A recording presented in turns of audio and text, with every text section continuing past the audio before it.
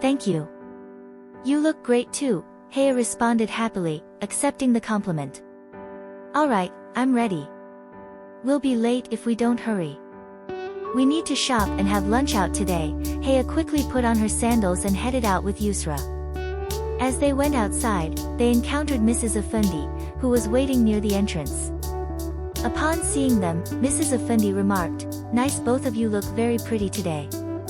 Where are you heading?" "Mama, I told you we're going shopping today. It's the only free day we have before the boring routine starts again. So, we're going to enjoy ourselves," Haya said lovingly as she hugged her mother. "Alright, make sure you come back early," Mrs. Effendi said, deciding not to hold them back since they were so happy to be going out together after such a long time. The sunlight streamed in through the glass wall, and the glare made his eyes open. He checked the time and realized it was already 10 o'clock. It was the first time he had slept in so late. JIMIN woke up, quickly freshened up, and put on a black three-piece suit. He went to the room, stood in front of the mirror, and styled his hair. He strapped a valuable watch on his left wrist and sprayed nearly half a bottle of expensive cologne. After a quick glance at himself, he picked up his phone and went outside. Since breakfast time had passed, JIMIN had a glass of juice and some bread, then headed out for the office. The guards opened the door for him, and the black Mercedes left parked JIMIN mansion. On the way, he turned on his phone and saw missed calls from Ziaf. After some consideration, he called back, and it was answered on the first ring. "Thank God you called. I've been worried sick.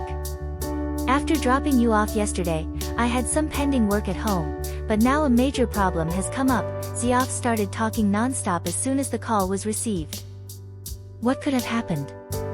Everything was fine until yesterday. How could a catastrophe arise in just one day? JIMIN asked in a commanding tone. "You know that Effendi's company has a partnership with the 30 Pers company," Ziaf began.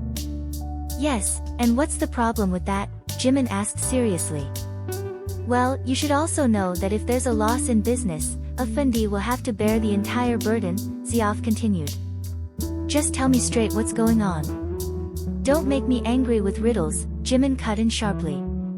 "Effendi has suffered a loss in business. The partners they dealt with committed fraud and ran away with all the money. There's been a loss of 10 crores. The deal you came to China for, and for which you've been working so hard, has now been cancelled," Ziaf explained. Ziaf quickly relayed everything to JIMIN in one breath, fearing that JIMIN might vent his anger on him. He ended the call abruptly. On the other side, JIMIN's eyes burned with suppressed rage. Suddenly, he instructed the driver to head towards the Effendi villa. Meanwhile, Haya and Lizo were in a large mall in Karachi. As they passed by a clothing boutique, Haya's eyes fell on a beautiful blue net maxi. Instantly, she exclaimed, "Wow!" The maxi was indeed very elegant, with delicate pearl work around the neckline and net sleeves.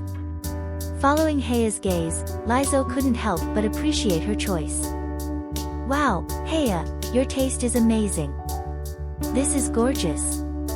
It will look even better on you. You should get it," Lizo advised. "No, Lizo, I was just looking. I won't be able to carry it off, and it won't look good on me at all," Haya said, pouting. "You are definitely getting it, and I'll make it my gift to you. No more excuses, okay?" Lizo proposed a new solution. After getting the dress packed, they went to a nearby restaurant where they ordered biryani and drinks. They chatted and enjoyed their meal together, making the most of their day out.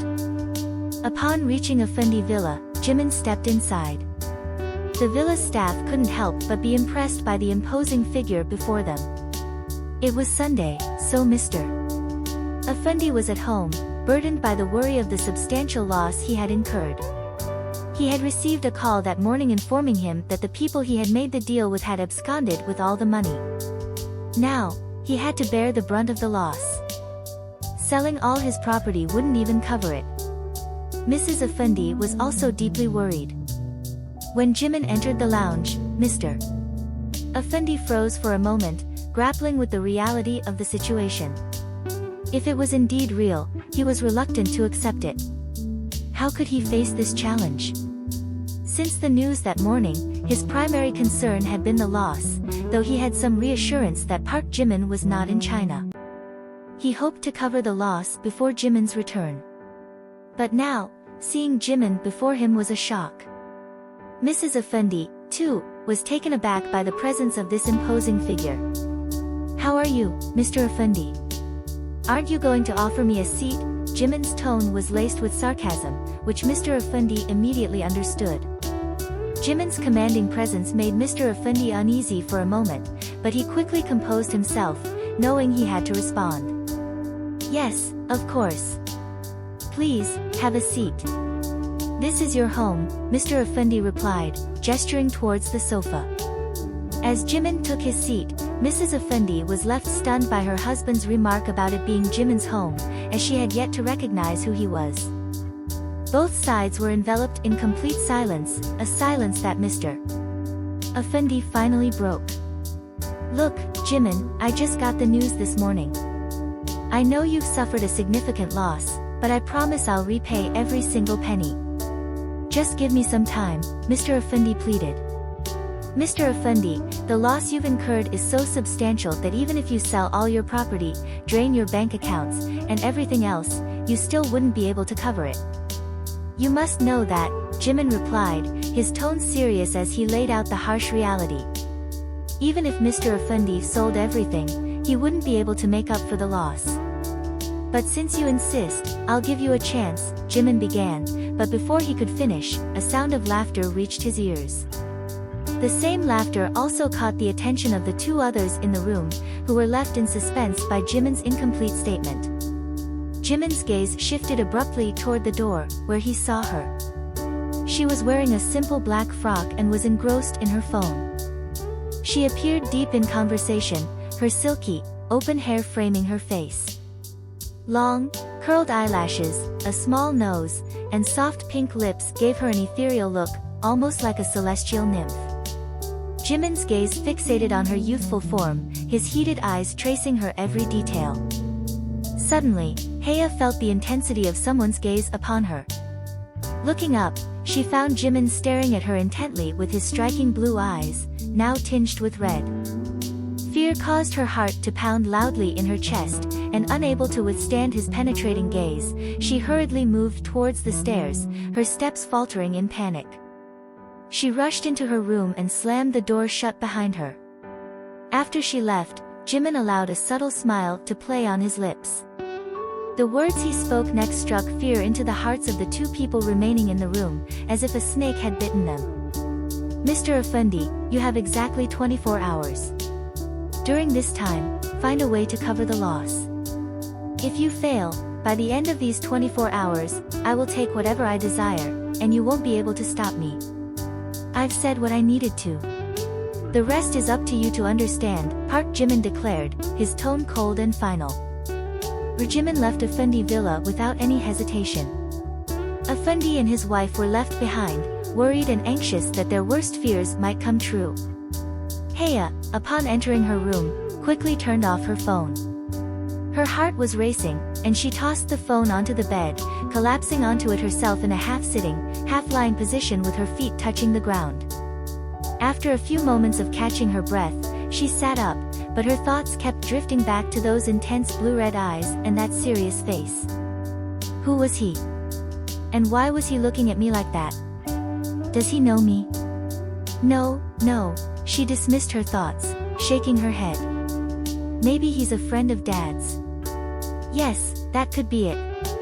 But Dad's friends are all uncles, and I know them. But this guy looked like he was around 25. Oh God, I'm going to go crazy. Haya, there's no hope for you, you're going to drive yourself mad thinking like this. She then proceeded to call him various names, rude, psycho, crazy. Finally, she shook off all these thoughts, deciding to freshen up. After leaving Effendi Villa, Jimin went straight to the office. Everyone was surprised to see their boss, wondering when he had suddenly returned to China. His cabin was on the 3rd floor. Entering the elevator, He pushed the button, and the elevator dutifully performed its task, stopping at the desired floor. The doors opened, and he walked heavily to his cabin. His anger had not subsided at all. Despite the massive loss, he had given Effendi a deadline. Now, all JIMIN had to do was wait for the next day. No problem. If not your father, then you. You will compensate for your father's loss, JIMIN thought to himself, anticipating the next day. Finally, the awaited morning arrived, the one he had been eagerly waiting for.